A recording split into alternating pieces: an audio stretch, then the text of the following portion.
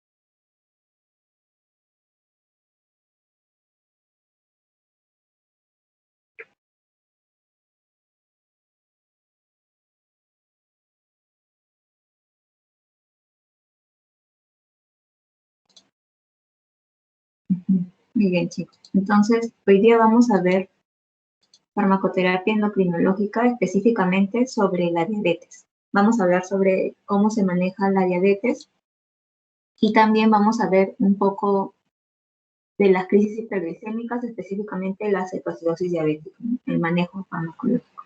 Lo bueno es que ustedes ya lo han llevado lo están llevando en medicina 3, ¿no? En endocrinología. Entonces, esto va a ser un poco de repaso también para ustedes. Y de todas maneras, igual esto viene en el parcial, ¿no? Incluso la lectura está vinculada con el tratamiento de la diabetes mellitus tipo 2. Entonces, en eso nos vamos a enfocar.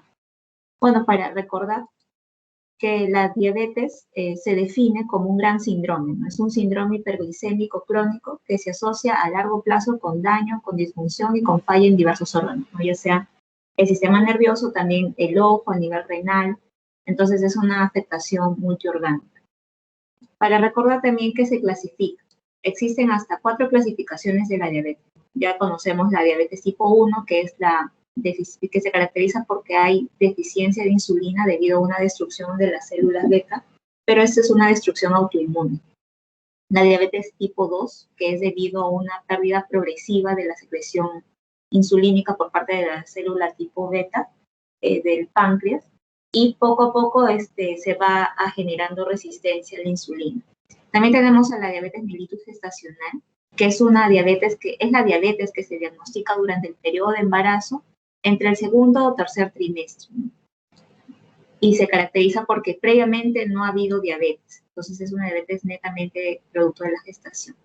En cuanto también a otras causas de diabetes, ¿no? Tenemos también la diabetes monogénica, también por causa del páncreas exocrino o por secundaria ya la ingesta de drogas, ¿no? Incluso también por el tratamiento contra el VIH-Sida o por trasplantes de órganos también se produce diabetes, pero ese es en su minoría.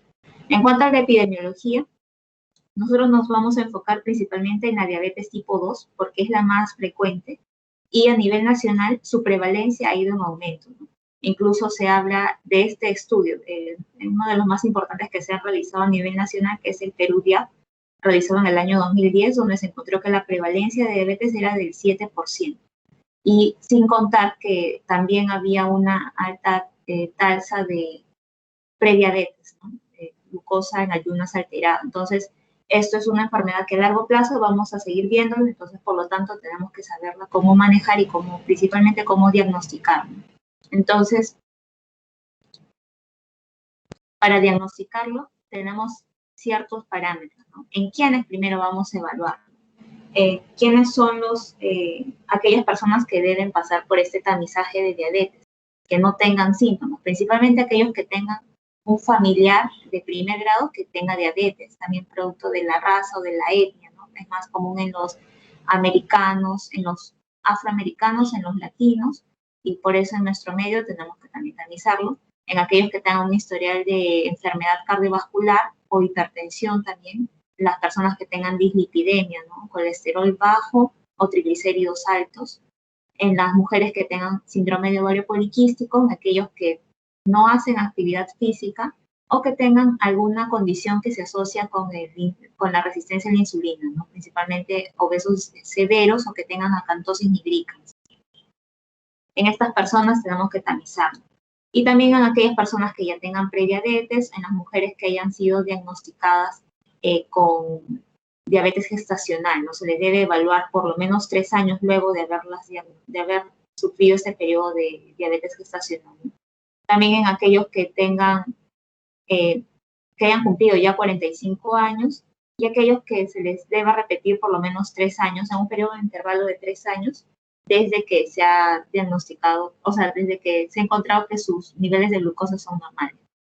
Entonces, los criterios diagnósticos, eso sí, nunca nos tenemos que olvidar, ¿no? Que es principalmente si la glucosa en ayunas está mayor o igual a 126 miligramos por decilitro, ya es un diagnóstico de diabetes, pero medido 2 veces, ¿no? En 2 oportunidades diferentes, o que los niveles de glucosa, del test de tolerancia oral a la glucosa, sea mayor o igual a 200 miligramos por decilitro, o que la hemoglobina glicosilada sea mayor o igual a 6.5%, aunque esto de acuerdo al laboratorio, ¿no? Que tiene que ser realizado en un laboratorio estandarizado con estos criterios definidos, ¿no?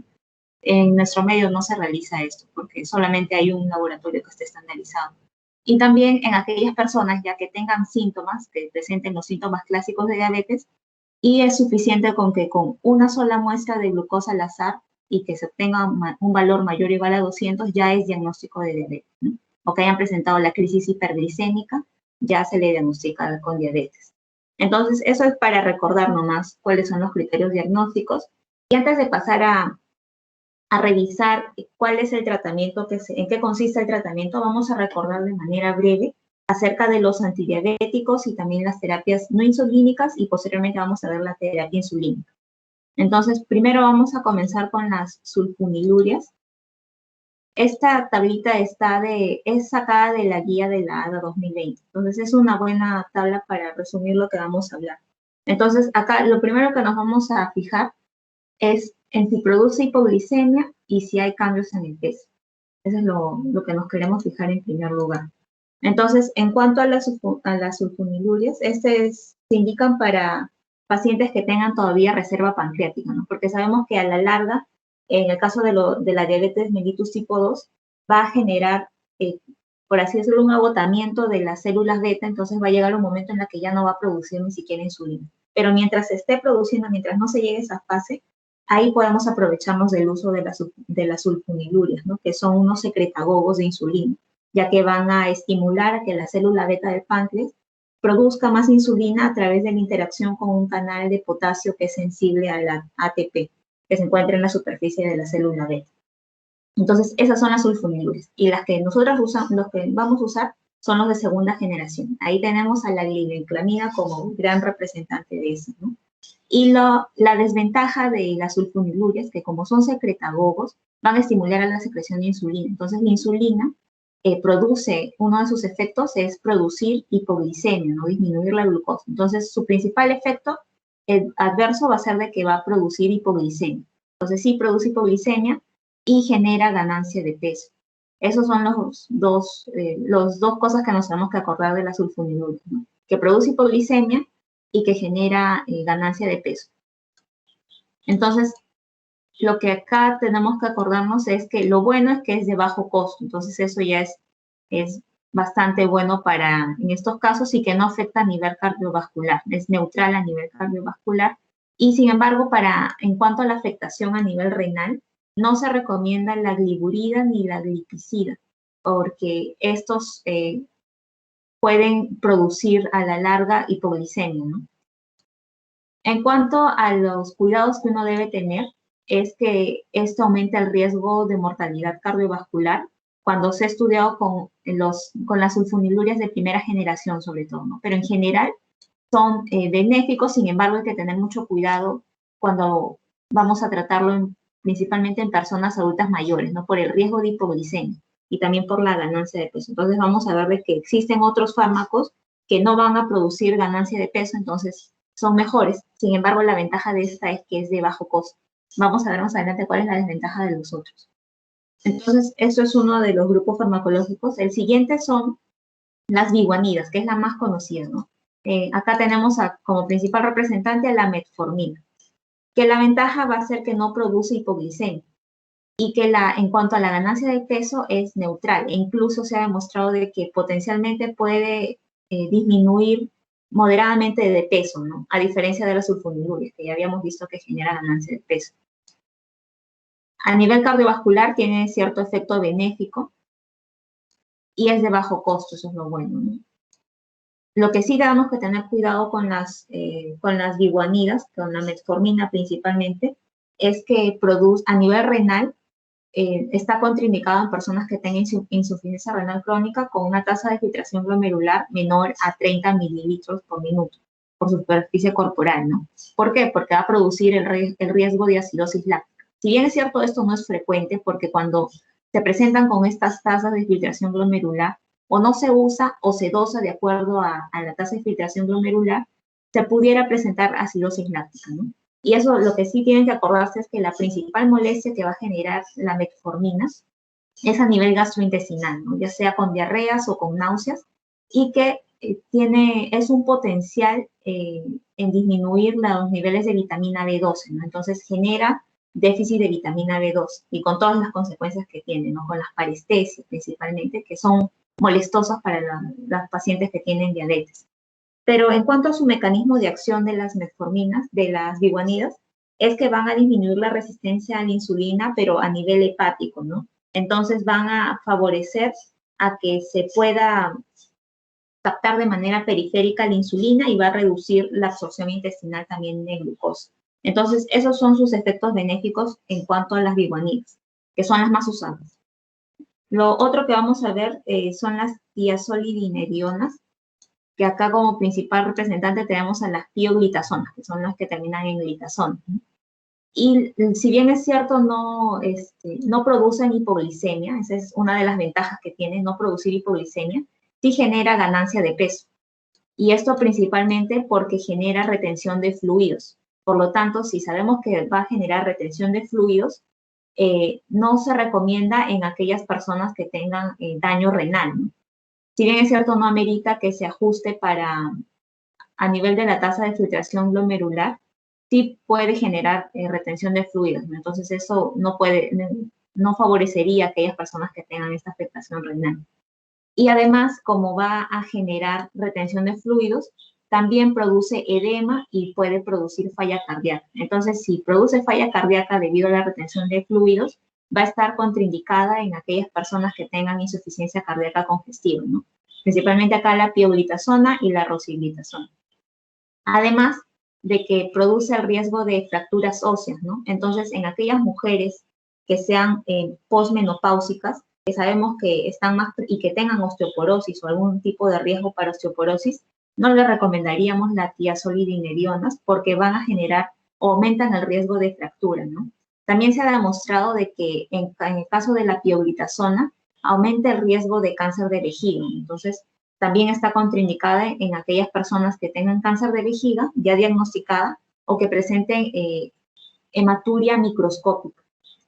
En el caso de la rosiglitazona, que es otro fármaco de este grupo, se ha demostrado de que eleva los niveles de colesterol, principalmente el LDL, ¿no? Entonces tampoco está recomendando a aquellas personas que tengan dislipidemia, ¿no? Hablando ya sobre la rosiglitazona. Sin embargo, el beneficio que presenta este grupo farmacológico de las tiazolidinedionas es que va a presentar un beneficio a nivel hepático, ¿no? Principalmente en aquellas personas que tengan esteatosis hepática no alcohólica, los famosos NASH. Entonces, en ellos sí va a haber beneficio. Pero tengan en cuenta de que genera ganancia de peso debido principalmente a la retención de fluidos por lo que va a producir edemas y insuficiencia cardíaca congestiva, ¿no? Entonces, en aquellas personas con afectación o con insuficiencia cardíaca congestiva, no va a estar recomendado este grupo farmacológico, más bien va a estar contraindicado. Entonces, esos son los principales efectos adversos de esto.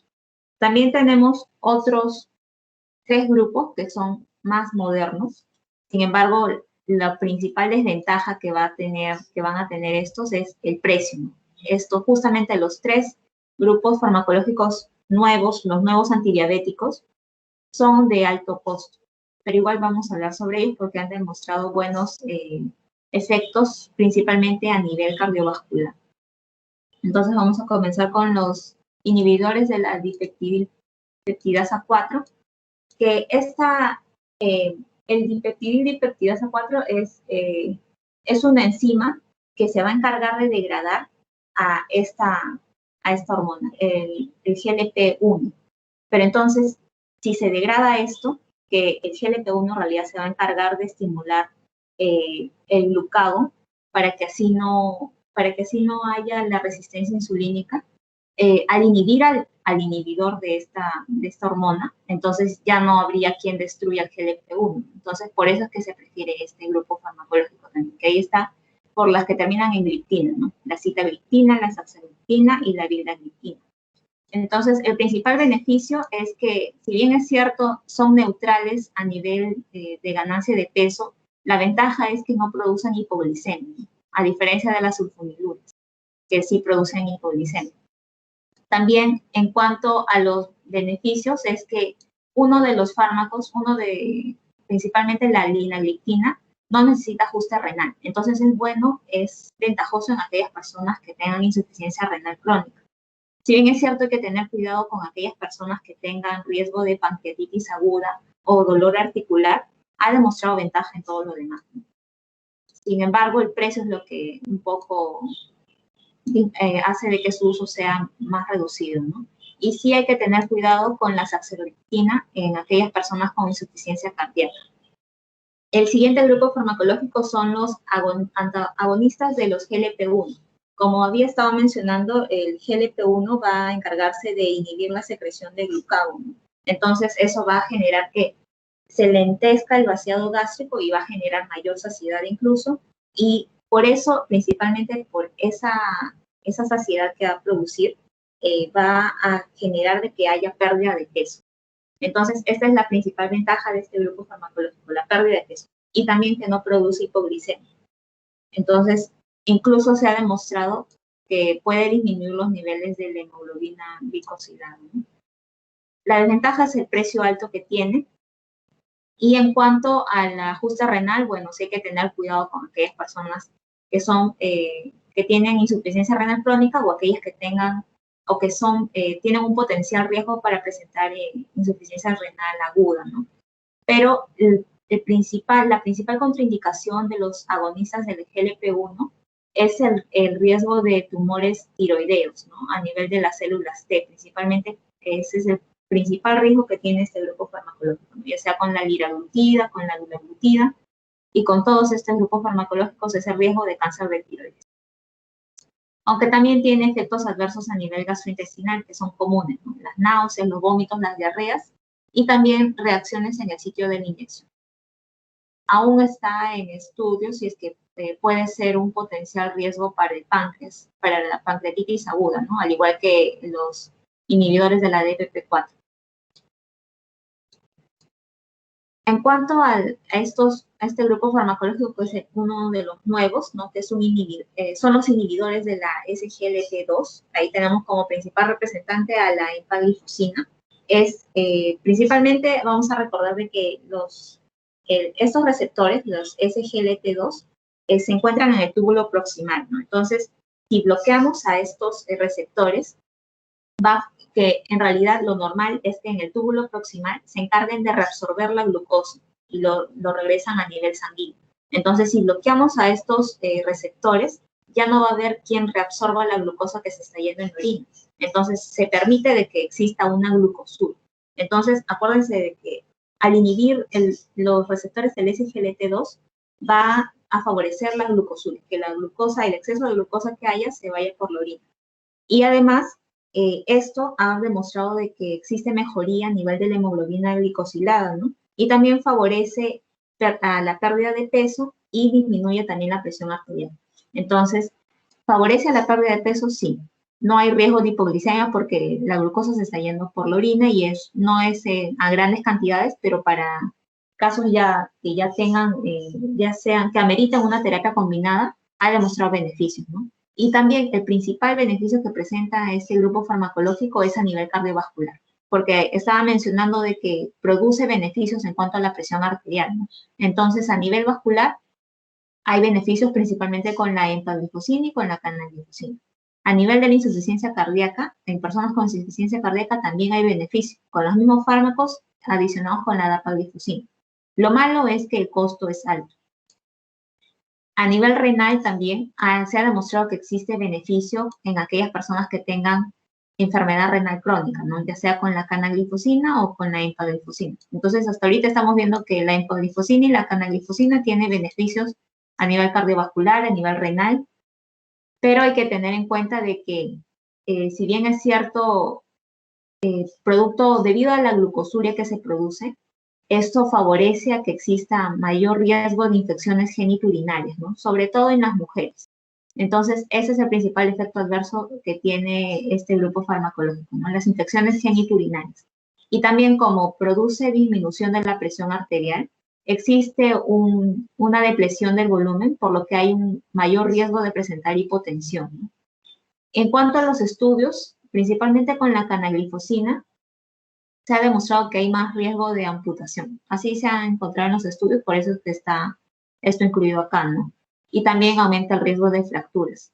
En cuanto al riesgo de cetoacidosis diabética, es raro que se presente. Entonces, esto es también algo benéfico, ¿no? A diferencia, por ejemplo, de la metformina por el riesgo de acidosis láctica, este no tiene ese riesgo y también disminuye los niveles de hemoglobina glicosilada en mayor cantidad que los otros, ¿no? Hasta 1 o 2% disminuye la hemoglobina glicosilada. También aumentan los niveles de colesterol, pero esto no es tan frecuente y lo mismo con la gangrena de Fournier, no es tan frecuente. Entonces, ha demostrado mayores beneficios y lo bueno de este grupo farmacológico es que favorece a nivel cardiovascular. Lo que sí, acuérdense del efecto adverso que producto de la glucosuria aumenta el riesgo de padecer infecciones geniturinarias, sobre todo en mujeres. Entonces, y al final vamos a ver la insulina, ¿no? Entonces, al final vamos a ver sobre esto de la insulinoterapia, ¿no? Entonces vamos a ver en qué consiste el tratamiento para la diabetes, luego de que hemos estado revisando esto. Principalmente el tratamiento de la diabetes son dos, ¿no? Como la mayoría de enfermedades crónicas que hasta ahorita hemos estado viendo, ¿no? Incluyen a la parte no farmacológica junto con la farmacológica.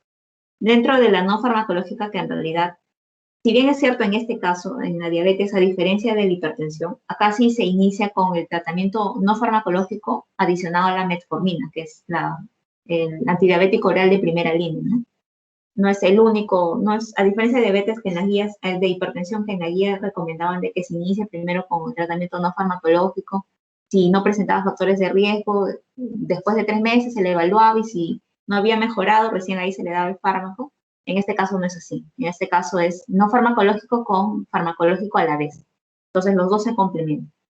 En cuanto a nivel no farmacológico, lo primero es la nutrición, ¿no? Que se recomienda suplementación con omega 3, con estos ácidos grasos poliinsaturados, porque ha demostrado de que reduce los niveles de triglicéridos, ya que como frecuentemente la diabetes mellitus tipo 2 se asocia con dislipidemia, con obesidad, el omega 3 es un buen suplemento para disminuir los niveles de triglicéridos. Sin embargo, no se ha demostrado que existan beneficios a nivel cardiovascular. Lo otro que también es importante a nivel nutricional es la dieta. Recomiendan la dieta mediterránea junto con la dieta DASH. ¿Por qué la dieta DASH? Porque si nos acordamos, la dieta DASH es principalmente para las personas que tengan hipertensión arterial, ¿no? Sin embargo, como aquellas personas que presentan obesidad, es más frecuente que vaya asociado o que potencialmente tengan un riesgo de más adelante desarrollar hipertensión arterial, se prefiere tratar con ambos tipos de dietas, ¿no? La dieta DASH principalmente porque es baja en sodio, sin embargo no necesariamente es baja en carbohidratos. En cambio, la dieta mediterránea sí es baja en carbohidratos y alta en ácidos grasos poliinsaturados. Esa es la ventaja que tiene la dieta mediterránea.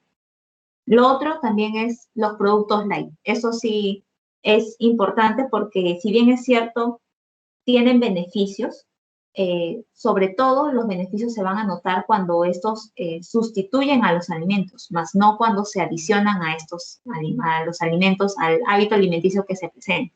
Entonces, es bueno que los productos dietéticos, o se ha demostrado que los productos dietéticos, o también llamamos los productos light, solo van a tener potencial beneficio cuando sustituyen a los alimentos, más no cuando se les adiciona. Entonces, eso es en cuanto a la parte nutricional. Lo otro que también a nivel no farmacológico y es más a nivel quirúrgico, se ha demostrado que hay beneficio con la terapia bariátrica, ¿no? Que es la cirugía principalmente de elección en aquellas personas que tengan ya una obesidad mórbida con un índice de masa corporal mayor o igual a 40 kilogramos por metro cuadrado, pero principalmente en aquellas personas que teniendo este índice de masa corporal no haya podido remitirse la enfermedad con las otras intervenciones, ¿no? Entonces, ni siquiera haya podido disminuir el peso con las otras intervenciones, ya sean nutricionales y también farmacológicas. Entonces, en aquellas personas que presenten este tipo de índice de masa corporal, se ha demostrado que sí existe beneficio con la terapia bariátrica. Lo otro que también hay que tener en cuenta es que en aquellas personas con un índice de masa corporal mayor o igual a 35 kilogramos por metro cuadrado, se ha demostrado que también existe beneficio, pero sobre todo cuando no ha habido control de la glucemia con los cambios terapéuticos en el estilo de vida y con los cambios y con las diferentes terapias a nivel farmacológico, ¿no? Entonces son potenciales candidatos para recibir una terapia bariátrica y se ha demostrado que existe beneficio, ¿no? También en aquellas personas con un índice de masa corporal entre 30 y 35 kilogramos por metro cuadrado. Y lo que sí está contraindicado es la terapia bariátrica en aquellas personas con índice de masa corporal menor a 30 kilogramos por metro cuadrado. No está recomendado en aquellas personas. Sí se ha demostrado beneficio en los otros grupos de índice de masa corporal, sobre todo en aquellas personas con obesidad mórbida, ¿no? Con un índice de masa corporal mayor a 40.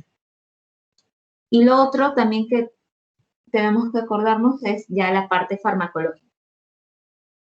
Entonces, acá tenemos que primero intervenir sobre hábitos de vida que ya hemos visto a nivel nutricional, incluso a nivel con tratamiento bariátrico, y asociado a la metformina. Pero eso sí tenemos que tener en cuenta que con la metformina ya habíamos mencionado que en aquellas personas con una tasa de filtración glomerular menor a 30 está contraindicado porque produce acidosis láctica. Y en aquellas personas con una tasa de filtración glomerular entre 30 a 45 mililitros por minuto, se le da la mitad de la dosis. Pero en cuanto a la metformina, como habíamos mencionado que su principal efecto adverso y el más frecuente es a nivel gastrointestinal, se recomienda iniciar con dosis bajas, ¿no? Se recomienda principalmente con dosis de 500 miligramos al día e ir escalonando, ¿no? Hasta llegar a 2000 miligramos al día. Entonces, es en dosis ascendente. Si no se logran los objetivos con esta terapia, recién ahí se debe elegir una terapia combinada, ¿no? Entonces, hay que tener en cuenta de que en aquellas personas que, si bien es cierto ya, entonces, una vez que se ha dado la intervención con hábitos de estilo de vida y metformina y no hay resultados, antes de iniciar con este tratamiento, primero tenemos que estar seguros de que esta persona no tenga contraindicaciones para recibir metformina, ¿no? Porque si los tuviera y tuviera alguna contraindicación a todos los otros antidiabéticos, se iniciaría de frente con insulina basal, ¿no? Y también, en caso de que ya la hemoglobina glicosilada estuviera a niveles altos, recién ahí se iniciaría ya con terapia doble. Incluso si hubiera tenido una crisis hiperglicémica, también se inicia con terapia doble. No hay por qué iniciar con solamente metformina. Entonces, pero si no hubiera efecto o no hubiera beneficio o no se demostrara que reducen los niveles de glucosa es solamente metformina y estilos de vida, recién ahí se adicionan los otros grupos farmacológicos, ¿no? En caso de que ya tenga una enfermedad cardiovascular establecida, ya hemos visto qué grupos farmacológicos han demostrado beneficios, ¿no? Los inhibidores de la SGLT2, los análogos de la GLP-1, principalmente ellos han demostrado beneficio a nivel cardiovascular. O si tuviera insuficiencia cardíaca asociada, ahí también se le puede añadir a la metformina los inhibidores de la SGLT2. O si tuviera también enfermedad renal crónica asociada, lo mismo, inhibidores de la SGLT2 o inhibidores de la DPP4 o análogos de la GLP1. Entonces, acuérdense de que cuando estamos hablando sobre todo de los inhibidores de la DPP4 o análogos de la GLP1, como son hormonas, principalmente la GLP1, son hormonas secretadas por células pancreáticas, el riesgo que existe al dar estos, ya sea inhibidores o análogos, es que pueden producir pancreatitis. Entonces, esto va a ser contraindicado en aquellas personas que en el pasado hayan tenido pancreatitis aguda. En cuanto a quienes tengan obesidad, porque se le daría el análogo GLP-1 porque se ha demostrado que disminuye de peso y también los inhibidores de la SGLT2, ¿no? Y a aquellas personas ancianas o que presenten ancianos frágiles o que tengan demencia, se le añade también los inhibidores de la DPP4. Y para minimizar el riesgo de hipoglicemias, ya hemos hablado de varios grupos farmacológicos que no presentan riesgo de hipoglicemia, excepto las sulfonilureas, ¿no? Y si aún así no se alcanzaran los objetivos de glucemia, ahí recién se le adiciona la terapia triple, ¿no? E incluso aquellos que ya tengan las crisis hiperglicémicas, el tratamiento de elección va a ser insulina para disminuir principalmente la glucotoxicidad que se ha generado, ¿no? Porque si nos acordamos, ¿cuál es el apuro de poder disminuir los niveles de glucosa, ¿no? Es por el riesgo que produce, por el daño que produce, ¿no? A nivel microvascular y a nivel macrovascular. Entonces, mientras más pronto se disminuya estos niveles de glicemia altos, menor daño habrá a estos niveles, ¿no? Ya sea microvascular o macrovascular. Entonces, hablando ya específicamente de aquellas personas que ya no les funcionó las terapias anteriores o comenzaron o debutaron con una crisis hiperglicémica o ya con síntomas ya muy floridos de la diabetes, recién ahí se iniciaría con insulinoterapia, ¿no? Entonces, para esto, en cuanto a la insulina, tenemos que acordarnos de que existen dos tipos de insulina, ¿no? Existen las insulinas humanas y los análogos de insulina.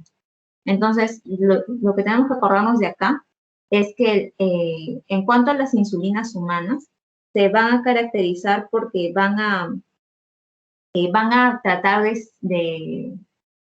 simular a lo que se produce normalmente, ¿no? Y los análogos de insulina, lo más característico de esto es que no van a producir los típicos picos de insulina, ¿no? Entonces son más basales, más similares a lo fisiológico, ¿no? Entonces, en cuanto a las insulinas análogas, estas son de dos tipos, las de acción ultra rápida y las de acción prolongada. En cuanto a las insulinas humanas, acá tenemos a la insulina rápida, a la insulina lenta, a la NPH, a la ultralenta y a la premezclada. Lo que tenemos que acordarnos de acá que las que más se semejan a lo que se secreta normalmente en una persona normal, muy similares a una insulina normal, son la NPH y los análogos de acción prolongada. Como vamos a ver acá, la NPH y los de acción prolongada no producen los típicos picos de insulina. Entonces, el riesgo de hipoglicemia con estos tipos de insulina es menor, porque no va a producir los picos. Entonces, por eso se les llama incluso a estos tipos de insulina como insulina basales. Cuando se refieren a insulina basal es porque están refiriéndose a la NPH en cuanto a la insulina humana y a los análogos de acción prolongada, ¿no? Entonces, esos son los que tenemos que acordar, porque también son los que se van a usar en las crisis hiperglicémicas. La NPH y las de acción prolongada que incluyen a la glargina, detemil y degludec. Entonces, acá, como dice acá, es el perfil largo y más plano incluso que la NPH, ¿no? Esta es la característica de los análogos de insulina. Entonces, eso es lo que tenemos que acordarnos de acá. Y bueno, acá, ¿no? Lo que dicen los análogos de insulina son llamados así porque son modificaciones de la molécula, ¿no? Entonces, la característica es que su acción va a ser más lenta y la absorción no va a ser tan rápida como las insulinas humanas, ¿no? Entonces, la insulinoterapia está indicado en aquellas personas que tengan ya los síntomas marcados asociados con la glucemia mayores a 300 miligramos por decilitro y o la hemoglobina glicosilada mayor al 10%, ¿no? Entonces, sobre todo en aquellas personas que ya tengan los síntomas marcados y también aquellas que tengan la crisis hiperglicémica, ¿no? Que generalmente están por encima de 300 o de 250, ¿no? Y en aquellas también que estén contraindicados los antidiabéticos orales o las enfermedades agudas. Estas son las indicaciones para iniciar con insulina. También en cuanto a la dosis, ¿no? Lo que se recomienda son de 10 unidades de insulina basal o 0.1 a 0.2 unidades por kilo de peso. Y acá está lo que ya habíamos hablado, ¿no? La insulina basal se refiere a la NPH y a los análogos de acción rápida, de acción prolongada, que son la glargina, detemir y deriudec. Y acá está también explicado por qué. Y acá están las características, ¿no? De que no van a tener pico. Los de acción prolongada no tienen pico. Entonces, si no hay pico, no va a haber el riesgo de hipoglicemia, ¿no? Que es más temido que incluso las mismas crisis hiperglicémicas, porque la hipoglicemia sí es incluso más mortal que las mismas hiperglicemias, ¿no? Entonces, cuando hablamos de que amerita que se inicie con insulina, porque ya no le han funcionado los otros fármacos con los otros antidiabéticos orales, o por el alto nivel de glucotoxicidad que presenta, en realidad lo que recomienda la guía ADA es que se inicie con los análogos de GLP-1, porque los análogos de GLP-1 son en presentación de inyectables, ¿no? Entonces, se prefiere iniciar con esto. Pero como no hay, a veces no está disponible o por cuestiones económicas no se puede iniciar con estos análogos, recién ahí se recomienda iniciar con la insulina. Entonces, en realidad la elección es con los análogos de GLP-1, pero unos por el precio, otros porque no está muy disponible, por eso es que se prefiere se inicia con la insulina, ¿no? Eso es lo que quería representar con este esquema. Y en cuanto a las crisis hiperglicémicas, vamos a hablar primero sobre todo acerca de la cetoacidosis diabética, ¿no?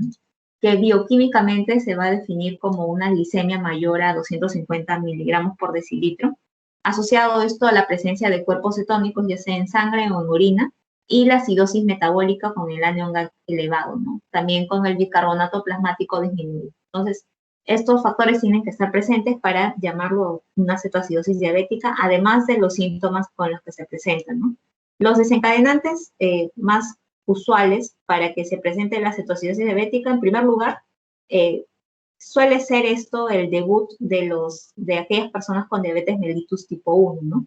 Sin embargo, en aquellas personas que tienen diabetes mellitus tipo 2, es decir, que ya son diabéticos conocidos, este cuadro se suele presentar debido al abandono del tratamiento con insulina, ¿no? O principalmente, que es lo más frecuente en nuestro medio, las infecciones. También se presentan debido a traumatismos, a cirugías, producto de la gestación o alguna endocrinopatía o transgresiones dietéticas, ¿no? La clínica característica de la cetoacidosis diabética son las náuseas, los vómitos, el dolor abdominal y si bien es cierto, la cetoacidosis diabética es más larvada, esto se puede presentar, si es que no se tratara, se puede presentar a la larga la obnubilación e incluso coma, ¿no? Y al examen físico se va a caracterizar por presentar taquipnia, los signos de deshidratación. Sin embargo, la deshidratación no es tan marcada como el estado hiperosmolar y hiperosmótico. Y también se presenta acá la respiración de Kussmaul, ¿no? Entonces, esto es en cuanto a la clínica. En cuanto al tratamiento, bueno, la mortalidad, a diferencia del estado hiperosmolar hiperosmótico, es que no es tan grave como el otro, ¿no? El otro presenta mayor mortalidad. En cuanto al tratamiento de la cetoacidosis diabética, que es lo que nos interesa principalmente ahorita, primero hay que acordarnos de 4 pilares del tratamiento de la cetoacidosis diabética. Los 4 pilares son la insulina, la fluidoterapia, la suplementación de potasio y el bicarbonato. Entonces, lo principal acá de la cetoacidosis diabética es tratarlo con insulina, que es lo primero que tenemos que hacer, a diferencia del otro cuadro, que más adelante vamos a hablar. En cuanto a la insulina, es imprescindible para revertir este cuadro, ¿no? Entonces, ahí se dan los bolos de insulina que consisten en 0.1 unidades por kilo de peso, asociados posteriormente a una perfusión de insulina, ¿no? Entonces, lo que tenemos que acordarnos de acá es esto, ¿no? Lo que nos interesa es primero actuar con la insulina y posteriormente, como también se caracteriza por la presencia de deshidratación, se tiene que asociar con hidratación endovenosa. Comenzamos con solución salina isotónica, es decir, con el suero fisiológico, y posteriormente vaya revertiéndose el grado de deshidratación. Y una vez de que también los niveles de glucosa sean menores a 200, recién ahí se puede administrar la dextrosa al 5%. Entonces, inicia con suero salino isotónico, que es el suero fisiológico. Luego se le adiciona, se inicia con la dextrosa al 5% cuando los niveles de glucosa son menores a 200 miligramos por decilitro. En cuanto a la suplementación de potasio, este no necesariamente se va a usar debido a que los niveles de potasio descendidos que se van a encontrar son producto de la insulina, el déficit de insulina, ¿no? Entonces, corrigiendo la glucosa, los niveles de glicemia, administrando insulina, se corrigen los niveles de potasio. Entonces, muchas veces no hace falta de que se administre potasio endovenoso, ¿no? Solamente cuando el potasio esté en valores normales o cuando esté en menos de 3.3 miliequivalentes, ¿no? Entonces, solamente en esos casos se administra potasio endovenoso. Y esto inicialmente va a encontrarse elevado debido a la acidosis metabólica que también hay. En cuanto a los niveles de bicarbonato, esto no está indicado, el tratamiento con bicarbonato, salvo de que el pH esté menor a 6.9 o el bicarbonato esté menor a 5 equivalentes por litro, ¿no? O la hiperpotasemia que se esté presentando esté asociado a compromiso vital, falla cardíaca o con depresión respiratoria. Entonces, solamente en esos casos se administra bicarbonato endovenoso. Lo usual es de que solamente con insulina y con fluidoterapia y resolviendo el cuadro de, primero, los niveles de glicemia, el cuadro de acidosis metabólica, los niveles de potasio y de bicarbonato vuelven a la normalidad, ¿no? Muchas veces no hace falta eso. Lo que sí es la insulina a esta dosis de 0.1 unidades por kilo de peso, que es imprescindible, y la fluidoterapia, ¿no? Inicialmente con suero salino isotónico, y una vez de que los niveles de glucosa estén disminuidos o sean menores a 200 miligramos por decilitro, se administra dextrosa. En cuanto a la suplementación de potasio, solamente cuando el potasio sea normal o esté disminuido, ya que cuando la insulina o cuando la acidosis metabólica se revierta, los niveles de potasio van a disminuir aún más. Entonces, por eso es que se tiene que administrar potasio en estos casos. Incluso en endocrinología también hay una fórmula, ¿no? Para calcular cuál es el potasio, los niveles de potasio real, ¿no? A partir de los niveles de glucosa que se presenten, ¿no? Y también en caso del bicarbonato, solamente cuando el pH sea menor a 6.9, ya que una vez que se resuelve el cuadro, también va a volver a su normalidad los niveles de bicarbonato. Y en cuanto a el estado hiperosmolar y hiperosmótico, en este caso lo que va a caracterizar de que se ha presentado, si bien es cierto, también se desencadena el estado hiperosmolar y hiperosmótico lo más frecuente es debido a las infecciones que se presentan. En este caso, esto va a ser producto de una deshidratación principalmente, ¿no? Y entonces lo que acá vamos a querer corregir va a ser, primero, la deshidratación que se presenta con el suero salino isotónico, ¿no? Y una vez de que se haya revertido los niveles de glucosa menores de 250 o 300, recién ahí se administra dextrosa. En este caso, no es imprescindible la presencia de la insulina endovenosa para poder revertir el cuadro. Entonces, acá lo mismo, ¿no? Con el potasio endovenoso se inicia de manera más precoz que en la cetoacidosis diabética, ¿no? Y solo se administra bicarbonato si es que hay acidosis láctica concomitante, ya que en este caso el estado hiperosmolar hiperosmótico, si bien es cierto, se va a caracterizar porque los niveles de glucosa son mayores, incluso la cetoacidosis diabética son mayores a 600 miligramos por decilitro, en este caso los cuerpos cetónicos no van a estar presentes. Entonces, no va a haber un cuadro de cetosis, tampoco de acidosis, porque los niveles de pH son mayores a 7.35, ¿no? Y la osmolaridad sérica es lo que va a caracterizar, que va a estar mayor a 320 milimoles, ¿no? Y el bicarbonato plasmático también va a estar a niveles normales. Entonces, solamente se administraría en caso de que hubiera una acidosis láctica conjunta y en caso de los niveles de potasio, como a diferencia de la cetoacidosis diabética, acá los niveles de potasio reales que están disminuidos es debido a la insulina, en este caso al no ser tan necesarios los niveles de insulina, acá sí va a ser necesario que se administre de manera más precoz el potasio endovenoso, ¿no? Entonces, y bueno, y lo más importante de todo esto, ¿dónde se maneja? ¿En qué parte se maneja esto? ¿No? Estos cuadros se manejan en la unidad de cuidados intensivos. Entonces, eh, es más que lo sepamos como parte teórica y también más adelante seguro cuando podamos ya ver en cuanto al manejo en emergencias, ¿no? Eso también lo vamos a volver a ver.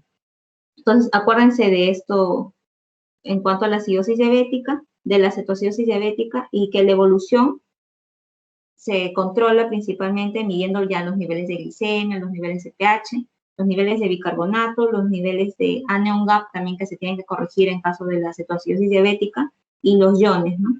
Y se considera que hay una buena respuesta, una buena evolución cuando a las 4 o 6 horas se ha reducido los niveles, o ha vuelto a los niveles normales el bicarbonato y se ha reducido la acidosis metabólica, hablando de la cetoacidosis, ¿no? Y en cuanto a la reducción de los niveles de glucosa, no tiene que ser tan brusca, porque también se puede ir al otro lado, ¿no? Que es la hipoglicemia, que incluso es más mortal que estos dos cuadros de crisis hiperglicémica, y más severa incluso. Entonces, en este caso sí se tiene que vigilar el ritmo con el cual se administra la insulina, ¿no? Hasta 50 o 75 miligramos por decilitro hora, ya que existe el riesgo de que se presente hipoglicemia, ¿no? Entonces, esto a esta velocidad, mejor dicho, tiene que disminuir la glucosa. Entonces, la glucosa por cada hora que pase tiene que disminuir entre 50 a 75 miligramos por decilitro.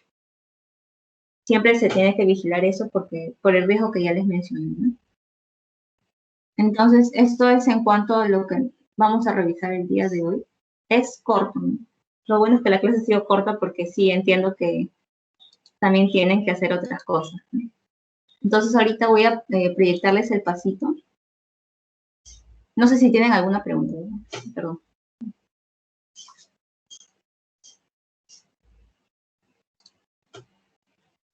Entonces, acuérdense de este cuadro, ¿no? También de esto, del manejo y la terapia bariátrica, que es lo nuevo, ¿no? Que se nos incluye en esta clase. Eso sí, revísenlo y lo bueno es que esto ya se ha revisado en endocrinología.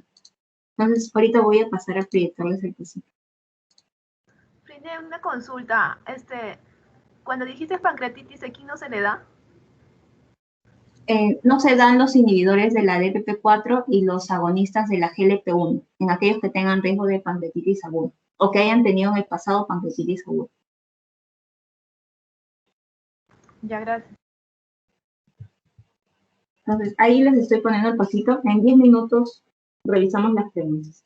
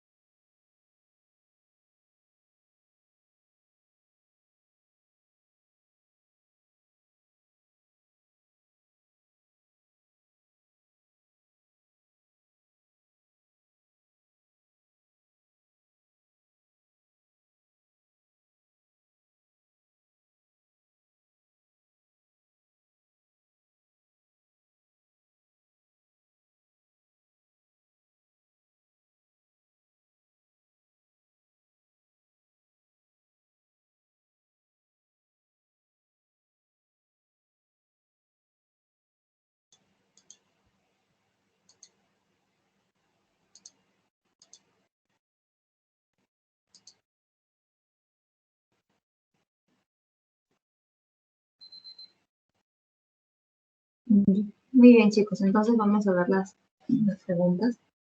La primera pregunta era, ¿son recomendaciones nutricionales para los pacientes con diabetes mellitus? Marca lo correcto. En este caso, la respuesta correcta es que la restricción de proteínas no ha demostrado proveer protección renal en pacientes con diabetes tipo 2 y sin nefropatía. Si bien es cierto, no hemos conversado sobre este punto, esta respuesta se encuentra en la lectura que se les ha dejado, ¿no? Entonces, aunque acá lo hubiéramos podido sacar descartando, ¿no? En cuanto a los productos light, acá habíamos hablado de que el potencial, el beneficio era cuando reemplazaban a los otros alimentos, más no cuando se adicionaban a los otros tipos de alimentos que tenían mayor aporte calórico. Entonces, esta no podía ser por esta razón. También habíamos visto de que la dieta mediterránea y la dieta DASH reducían los niveles de glucosa, ¿no? Entonces eran beneficiosos para personas que tenían diabetes mellitus tipo 2 principalmente. Acá es falso que no se asocia a una reducción bueno, acá también, ¿no? De la incidencia. En cuanto a que los pacientes que tenían, o las personas con índice de masa corporal mayor a 40 miligramos de kilos por metro cuadrado y diabetes, la cirugía bariátrica es de elección, pero siempre y cuando las terapias anteriores que se hayan adoptado hayan fracasado. Recién ahí sería la elección, incluso se ha demostrado beneficio, incluso en revertir estos cuadros, ¿no? Y acá que los edulcorantes no calóricos pueden ser usados sin restricción. Bueno, acá no, uno que no hemos hablado de esto y que también, en cuanto a los edulcorantes, también habría que ver qué tipos de edulcorantes, ¿no? Porque hay algunos que sí hacen picos de insulina, aunque no todos, pero sí hay algunos que sí hacen picos de insulina. Entonces, la respuesta correcta acá es esta.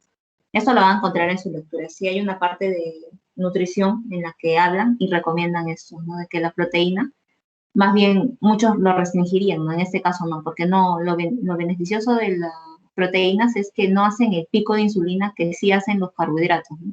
Y más bien la saciedad es más a largo plazo. Esta pregunta también, ¿no? En cuanto a una paciente mujer de 49 años que va al consultorio refiriendo que hace un mes presenta incremento de la sed, mayor apetito y baja de peso y dolores de cabeza recurrentes, ¿no? Acá ya tiene los síntomas clásicos de diabetes, ¿no? Asociado a una glucosa en ayunas de 160. Entonces, los síntomas más una glucosa en ayunas de 160, bueno, todavía no podríamos decir que es diabetes. Y el índice de masa corporal, ¿cuál sería la actitud terapéutica más sensata? Bueno, acá teniendo en cuenta ya, suponiendo de que estamos que tenemos con un laboratorio que sí está estandarizado, ¿no? Los niveles de hemoglobina glicosilada están por encima de 6.5%, con un nivel de 8.5% ya es diabetes, ¿no? Entonces, lo que acá sería iniciar con el tratamiento de diabetes 1, porque esta persona no tiene la crisis hiperglicémica característica, los niveles de glucosa, si bien cierto, están por encima de lo normal, no llega a la crisis y tampoco no tiene los otros síntomas asociados, ¿no? Entonces, estamos hablando de una persona que está recién siendo diagnosticada con diabetes mellitus tipo 2. Entonces, acá habría que iniciar con cambios de estilo de vida y junto con la metformina, ¿no? Incluso se podría ya iniciar con la terapia combinada. Claro, acá se iniciaría con la terapia combinada porque ya, además de tener diabetes, el índice de masa corporal tampoco no es tan favorecedor, ¿no? Y acá también no comenzaríamos con insulina, la metformina, habíamos dicho que no se comienza con dosis tan altas. También acá la hemoglobina glicosilada, la meta no es en un periodo de 8 meses, más bien se tiene que ir disminuyendo gradualmente, evaluándolo cada 3 meses, ¿no? Y metformina y estilos de vida y controlar en 4 meses. Bueno, acá en realidad lo que sería es la terapia combinada, ¿no? Entonces, más adelante, cuando hagamos ya el repaso, vamos a revisar mejor esto, porque esto lo he sacado de las preguntas que me vinieron, ¿no? Entonces, vamos a ver esto también. En cuanto a las tiazolidinedionas, ¿es correcto?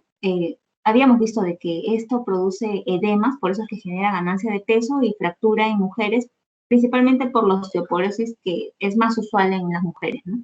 Pero acuérdense, edema y fracturas es el principal efecto adverso de las tiazolidinedionas.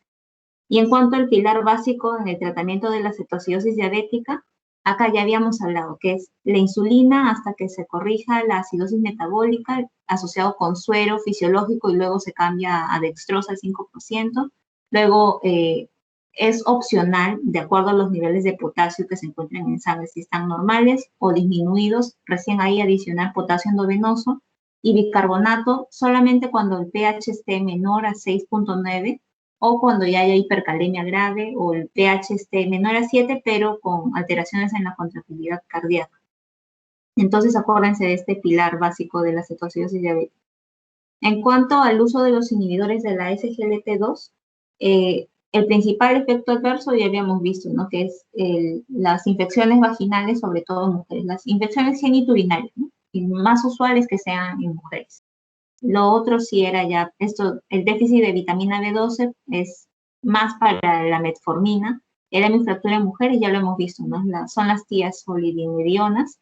En cuanto a los antecedentes de pancreatitis, contraindicado en aquellas personas con antecedentes de pancreatitis, los inhibidores de la DPP4 y los agonistas de la GLP1, ¿no?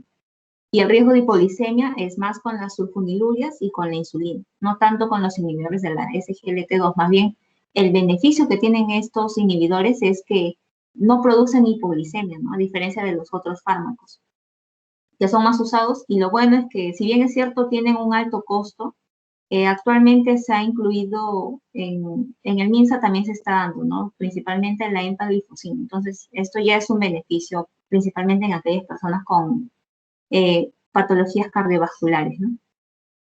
Entonces, esto sería todo, chicos. Si tienen alguna pregunta, me la hacen saber, por favor. Y también que pasen una bonita tarde. Ya el video igual se los voy a hacer llegar porque no se han conectado mucho. No hay problema. Nos vemos. Gracias, Frinet. Gracias, Reina.